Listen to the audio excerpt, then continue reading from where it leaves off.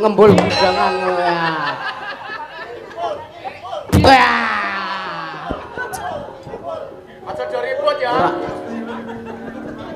Iki dong apa nih? Iki dong apa? Ambuh. Ayo kowe. Awas tok garap ki awas. Ya. Kepiye iki nek wis wong loro ngadeg kabeh iki gek kepiye, Mas? Ya wis, teges nek wis ngadeg ki ora linggo. Oh ya. Iki kan nembang ta iki? Hah? Kan nembang. Lha iki ono mbokmu. Mbokmu sing sijine ya gek omongan. Lino. Aku ora dadi obat nyamuk. Kok dadi obat nyamuk to, Dik? Iya, Kak. Nyapa ta? Apa aku di nomormu? Tak deloke. Percaya nih HP-ne anyar, aku ndelok ya HP wae. Alah iya iki tujuanku nek moto kowe ki men iso cekel. Padune ganti HP saiki duwe HP loro berarti. Ora sing siji tak wariske kok. Waris ki sapa? Hah? Waris ki sapa? Marang tuamu kowe. Diwaraske Gak. Ganti jok cengelmu kowe. Ora arep tak ganti kae tak nggo geculan ae Madagara. Padune nih HP oke-oke ki nggo sing siji nggo kono, sing siji nggo kene. Weh, ya ora aku meng seto bekti siji karo kowe kuwi. Sampai ini ora ngerti to. Lah iki fuckboy. Oh, fuckboy to. Yes. Oh, lah pantesan HP-ne wae oke. Iya. Nomornya 5. Oh, nomor 5. Oh. Oh, kan HP loro iso dadekke 5 nomore. Ora ya loro ya wis iso ngarani 5 ki ngarani saka ngendi? 5, sik 3 utang. Oh, saya telu ngutang. Pantesan. Piye?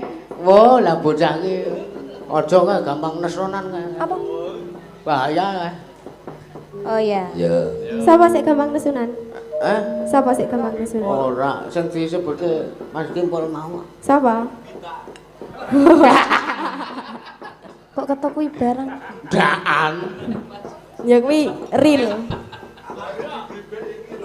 Wah, lah layak storine anu apa jenenge melihat senyumannya aku salting.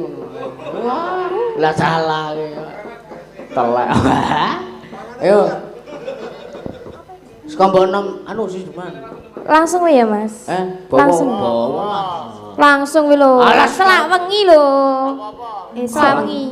Iki wis esuk. Agak kurang jam 2 ngono. Ki selak ngomple ki lambene selak gatel iki. Ora gatel lambeku ki. Lah, Awi Napa, Mas? terusno iya, aku bener. ki Leres kok, leres. Terusno aku ki ngopo? Ora apa-apa ya. Wis gek dilanjut.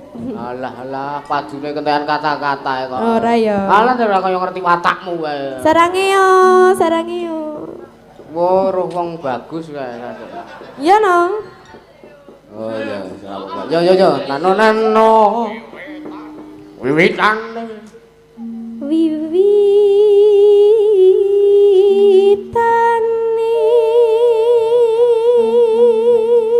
Ayo Petro Genti guys, bengi ku ora ngureke aku.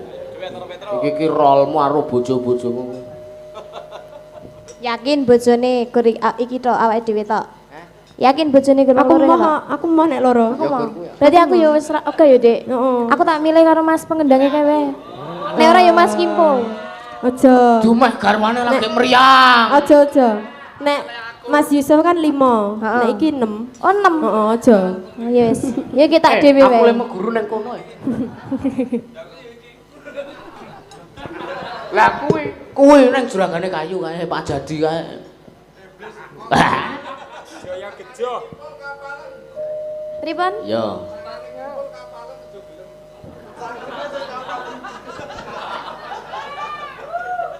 Nyender aku iki.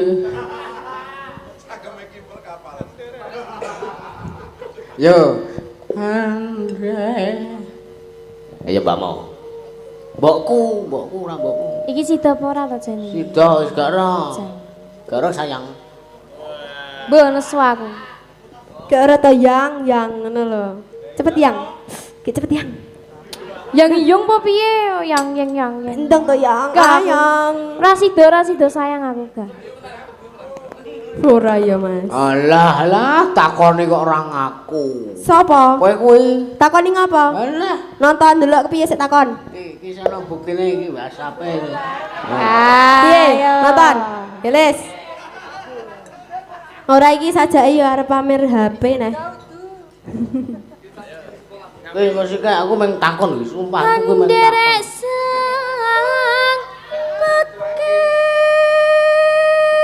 Aku matamu.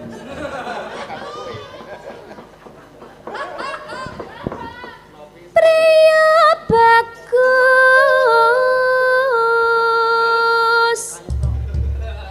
kang ngolah budaya. Kabeh-kabeh kok arep Oslo. Nganggo oslo-oslo ra ta iki kaya. Oslo ngono. Kowe do ngundang Orjen ngono kowe ngono. Yo. Iki sapa iki? Jare Petro. Hah? Petro. Bagong ding, Bagong. Suwan menyang kota gedhe. Wah, arep piro apa piye? Sepiro nek gedhe iki sepiro? Hah? Sepiro? 15 kilo. Oh, nah iki ngrespone ya panggung tenan, beda karo sing iki. Piye to?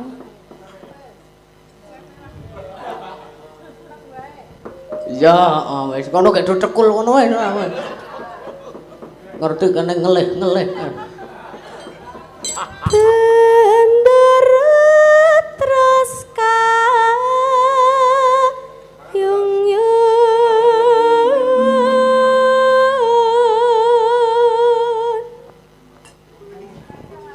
Selendang kuning.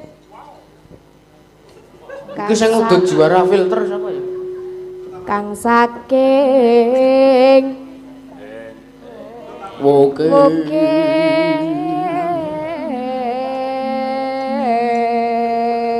Halo Pak Gus. Ndi bapake? Iki ngeleh aku, iki ngeleh. Kayak Mas apa tuh Mbak kok gemoy? Ndi ta? Halo, Mas. Sendi ta? Mas kelawar kae. Jaluk Mas apa sini? Sendi ta, Dek? Kalau gemoy. Aduh. Oh, saya kata, saya demong kan? Mas apa namanya, Mas? Mas? Sendi ta? Mas jaluk WA-ne. Oh, Lah sorry ya, Mas. dalah. Kalau aku nyambari barang-barang, maaf ya, Mas. Saja. Sing endi sing operator syuting apa ndi? Mas jaluk WA-ne Mas ngono ki. Mas, jare Dek Mega jaluk WA-ne. Ojo kei jare Dek Mega. Lah kepiye? Mas jaluk WA-ne. Mas jaluk WA-ne. Lho kok yo ngono banget to, Dek? Ora sida wong kene. Wong kene jebul bar do mlebu kulkas kabeh. Dingin. Oh iya. Ya neng dung tak. Ya ngono kuwi rasane ra dianggep ki. Sing ora nganggep kowe iki sapa? Sakitnya di mana? Sini, Pak. Ora lara nek aku mono ku wis biasa kulino ngene iki. Iya kan fuckboy. Ngarane kok sak geleme dhewe. Geder kok lali cakepan. Wah iya, ndane aku yo nganti lali iki lakone tekan ngendi mang. Swara kurang permana ing wasesan ngungrong. Weh Pak Marisa nyusul iki. Dari mana? Tidak dari le nyauri jare. Ngungrong marang bendoro. Semelang nek tak dadekke sing ketelu. Tiasules tio pijer ngencangake alis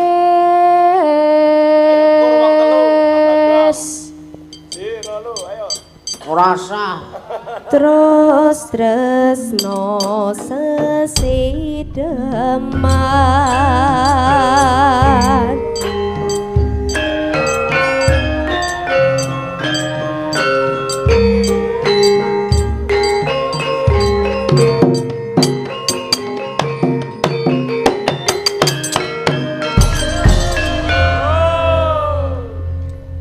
wis ora usah gubris dalange wis gak ngono. luwih becik patenono timbang perpisahan ngetiakan solistyo tak rewangi samutono marang kula Gerwolan Praputra lewat kencange ngalismu kebawa kang lambang rasane atiku senadyan muslim serius woku aku wise mampu lateni solamu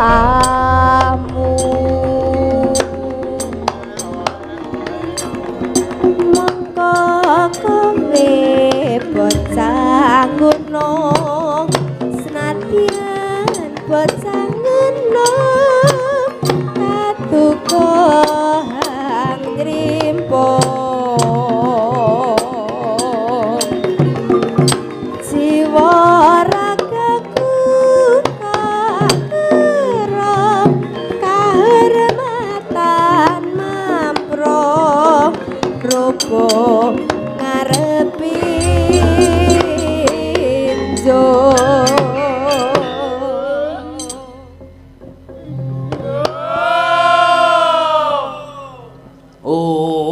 urip ana kutha gedhe kowe tak tukone masak isine kowe apa wae senadyan sesidem Mesika sembatan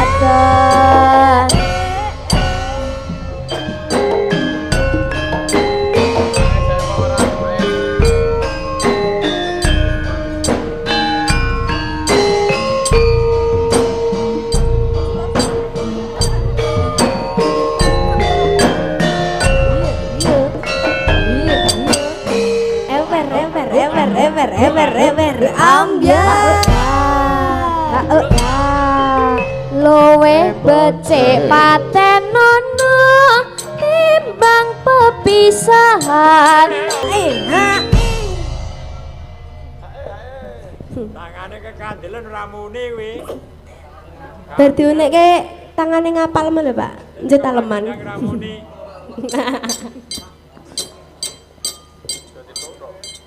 urip ana kutha gedhe kuwi tak tukake masa isine kawe apa-apa bae senadyan sesedeman mesti tak wujudke sampun ngatur mbok-mbokmu sing tuwa aja linggo sik. Nek anu ngangenteni iki lagu wajib. Kowe linggo wae. Heeh, kowe linggo. Sing enom aja ngono. Hah? Sing enom wae. Alah sing enom kuwi ya sing ora tuwa. Ngono. Heeh. Sing kowe aja linggo sik. Heeh. Mik iki ya dicekel. ngopo kang ora oleh lungguh Ngapa aku ora oleh lungguh? Ya ora oleh takon anu nembang nah. Kowe ngadeg terus. Lagu wajib. Ngenteni. Ya. Ngenteni sapa? Hah? Ngenteni sapa? Ngenteni tekamu. Ya kowe ora teko-teko kok. Hah? Jenengan ora teko-teko lho. Hah? Mbah. Lah kenane kene kok. PHP. Wingi-wingi lho, wingi-wingi piye? Lah wingi-wingi iki agendane apa wong ora ana agenda? Senengane nglali. Ono kelas kaya. Ya gak ora. Langsung mawon ya. Langsung aja, ndak kesuwen. Lah esuk. Yo. Aku ngenteni ta kamu.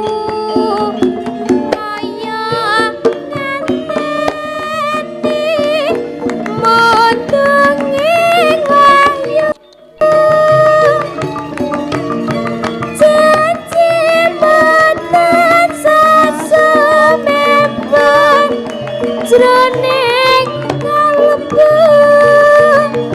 Demung bagus papu janku.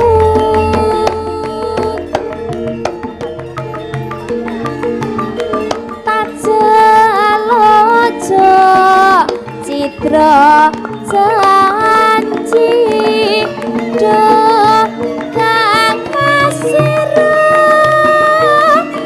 wong merati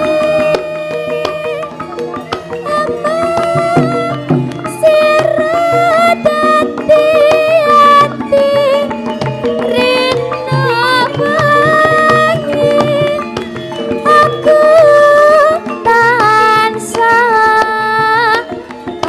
ngenteni.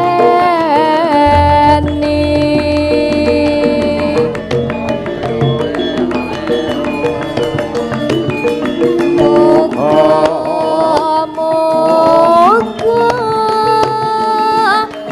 tetepatan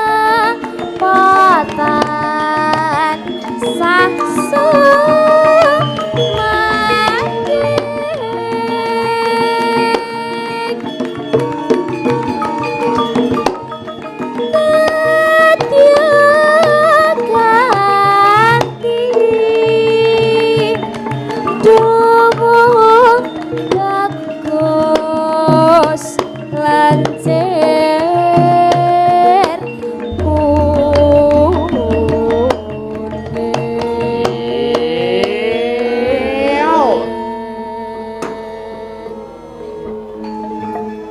Ledang Yo. Kledang kae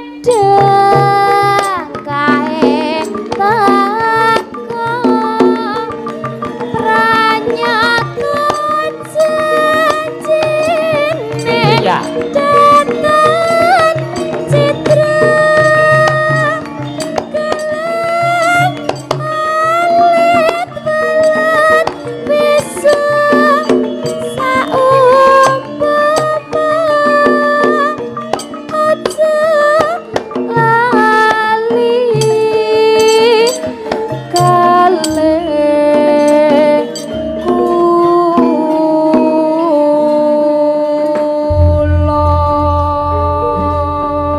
Matur nuwun, Mbak Elisa. Nggih. Iya.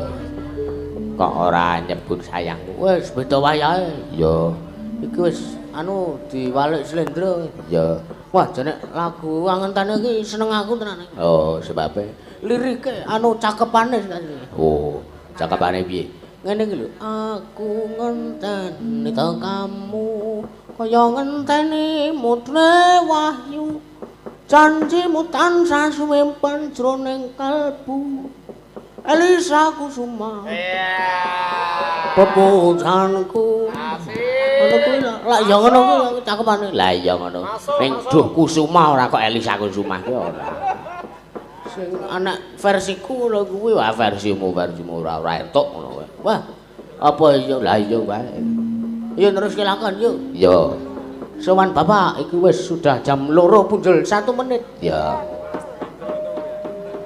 Jam 3 kuwi bandang jam 3 kurang sak jam. Ya. tunjung tratepang oh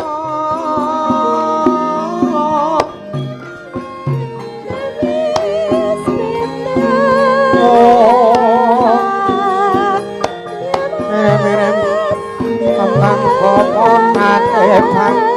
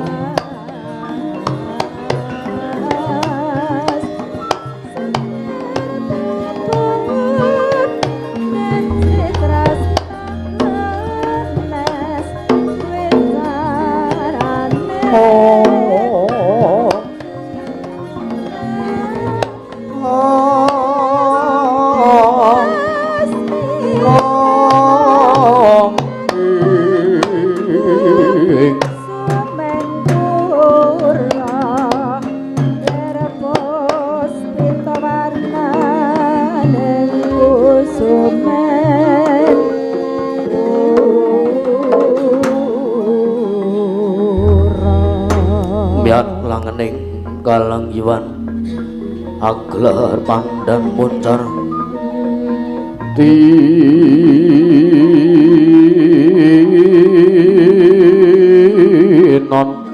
ler kekonang suram sorote tanpa hadang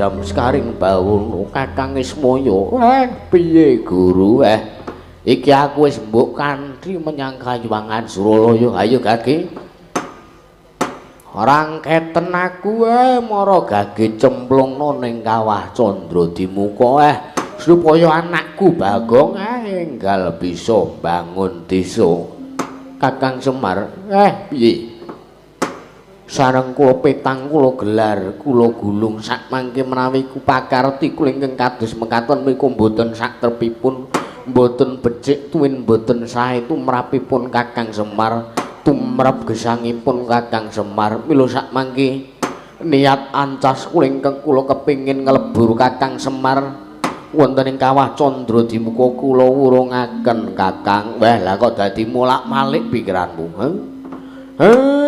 molak-malik iki janjane sing positif iki sing endi? Janjane sing bener ki sing ndi jare kowe arep nglebur aku ning Kawah Candradimuka bareng aku tekan kene kok kowe malik dingal pikiranmu malih caramu pakartimu karo aku malih mongko janjane iki wah legetane atimu ket dhisik sengit karo Semar mboten Kakang sak menika kula sampun mboten anggadhahi raos sengit tuwin mboten anggadhahi raos serik tumrap Kakang Semar Badranaya nanging sak mangke karanten jenengan ndika Kakang Semar sampun kersa rawuh tening Kayuwangan Suralaya malih sak mangke kinarya bebono kinarya bebungah saking ingkang rayipun Manikmaya Kakang Semar kula aturi andhahar wujudipun pelemper tangga jiwa menika Kakang Mareka den prayitna semuriris seka balik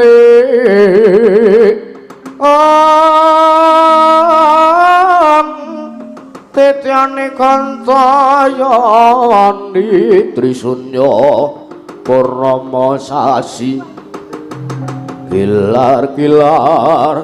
Kilar tengahing latar mileng lintang Bima Sekti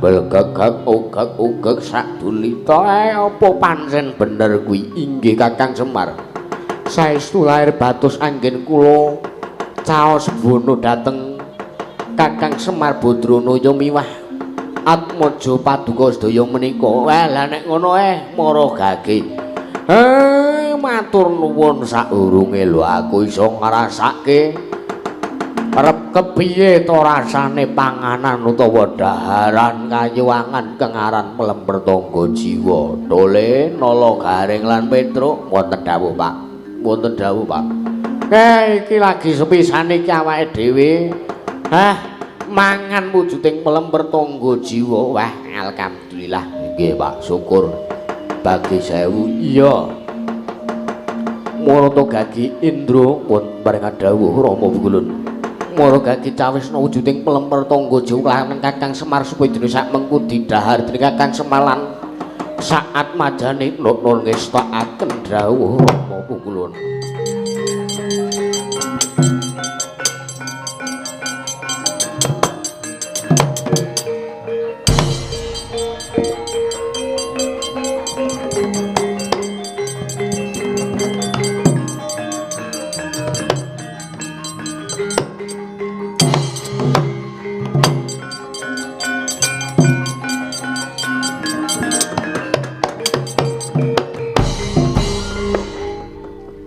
iki wujude pelemper tangga jiwa Manikmaya inggih Kakang pancen kepara saestu menika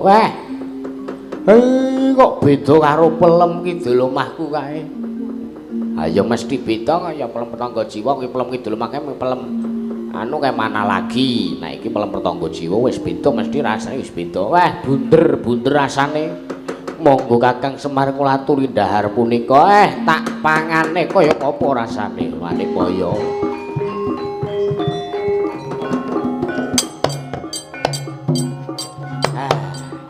ayo dole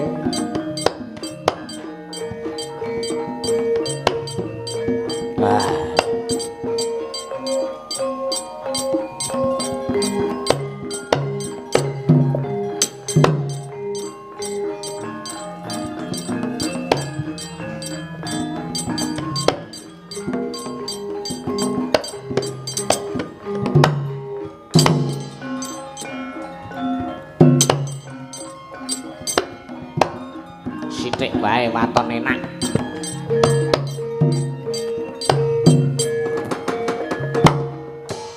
sekawit Lurah Semar ki Lurah Ngologaring ingkang dhahar wujudipun pelemper tangga jiwa sekawit boten pangertosi lalampahan ingkang tumanduk dumateng wujudipun pelemper tangga jiwa menika boten mangertosi lampah utawi Sang Manikmaya ingkang sampun maringi wujudipun racun wonten wujuding pelemper tangga jiwa punika dawah botenipun Purwadaksena Ki Lurah Semar Badranaya miwah atmajanipun Ki Lurah Ngologaring miwah Ki Lurah Petruk Kanthong Bolong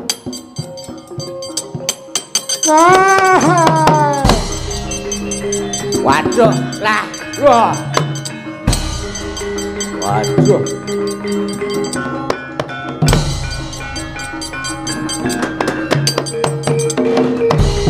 Ojang kancing langit kelap-kelap katon lirik genjang alis sore sang meweh gandrung sabaran katul bukir moyak mayik saking dias balewur mas nomo sidam sekaring bawono yen wis kaya mangkene lakon iki Indra Maragagi gawanan Punakawan telu cacah iki papak ngonong sak pinggiring kawah Candra Dimuka nun ngestaken dawuh Rama Wulun kepareng nyun pamit padal pasih.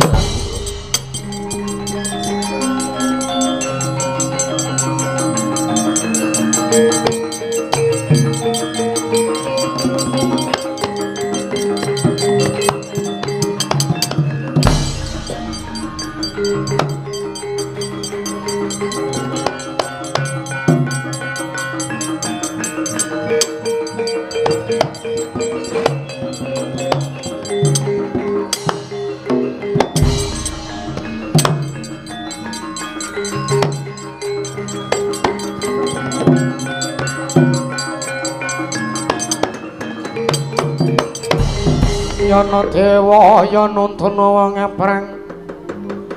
aprang tias padha sarasaran pangimboy bangono kayiwanganmu sawela gringging Mas Trama Sidam Sekaring Bawana lagi wae mungkur Kakang Semar lan Atmaja Ulun Bathara Indra Boya pangil kaya wayah ulun Kresna nata ing Dwaraka. Kresna menawi pasang rimantabi ulun. Kepareng ingkang wayah pun Bathara Kresna ngaturaken pangabekti kunjuk lem-lem rejiwat boya mirat boya ingsun-ingsun boya darat.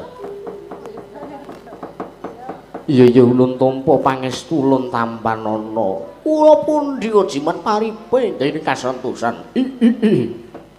Lho, kena ngapa kita pakat kita tingkah laku kita kaya mangkono. Pangestunipun kula menika nembe panas. Lho. Samangke kula mireng kabar bilih Kakang Semar menika dipun boyong teng Kayiwangan Surabaya. Samangke menapa kepara saestu pancen bener Kakang Semar ulun boyong ing Kayiwangan Suralaya. Banjur karep kita kepiye? Gandeng Kakang Semar menika pamongipun nata agung ing Durawati. Samangke Kakang Semar kula suwun bali. Kula suwun wangsul dhateng astanipun ingkang wayahipun Bathara Wisnu. Rak ya ngono to Dimas Setyaki. Iya Koko Prabu iki. Kasihan pekatur Koko Prabu. Lho. Ana ngendi dununging Setyaki ulun midhanget suarane ning ora pirsa ana ngendi dununge Setyaki. Menika wonten ing sakelenging kancing gelung kula Setyaki kula papanaken wonten ing kancing gelungipun ingkang abdi utawi ingkang wayahipun Bathara Kresna. Samangke pukulan kula aturi maringaken Kakang Semar dhateng ingkang abdi pun nata Ndrawati. Menawi jenengan dika boten kersa maringaken rawe-rawe rantas malang-malang putung. Wiladalah mengko dhisik. Apa perkarane dene kita njaluk Kakang Semar bali kelawan jeneng kita ana ngarsaning Panjenengan ulun. Jalaran Kakang Semar menika pamong agung negari Ngamartogi, pamong agungipun nata Ndrawati menawi jengandika boten maringaken duk kados menapa kawontenanipun ingkang abdi ing nata Ndrawati menika. Guntur geni guntur angin sirnakna Kresna iki guntur geni guntur angin.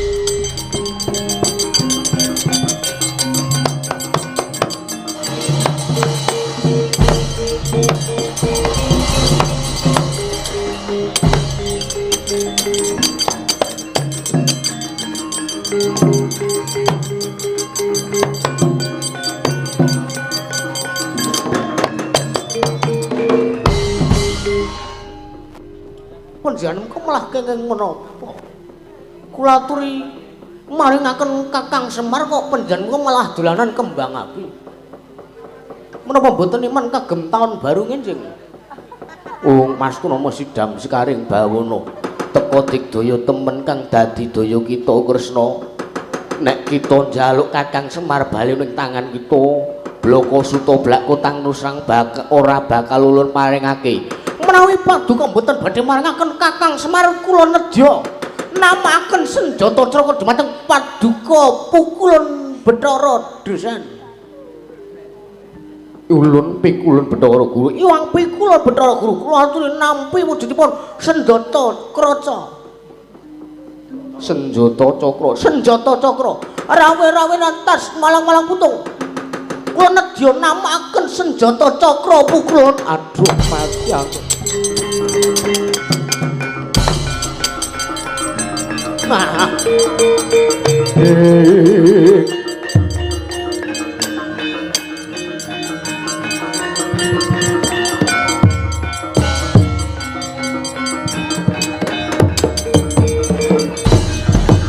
Meraina semubang ya wangerono kadinetraning ukur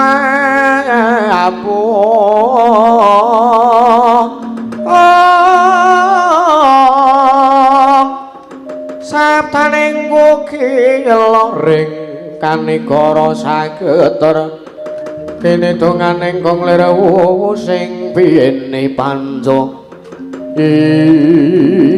Ilatala.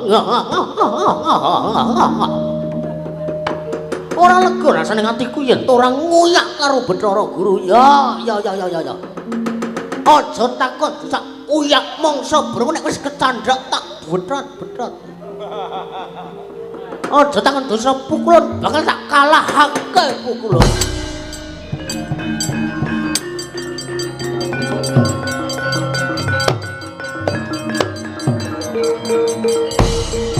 Wah.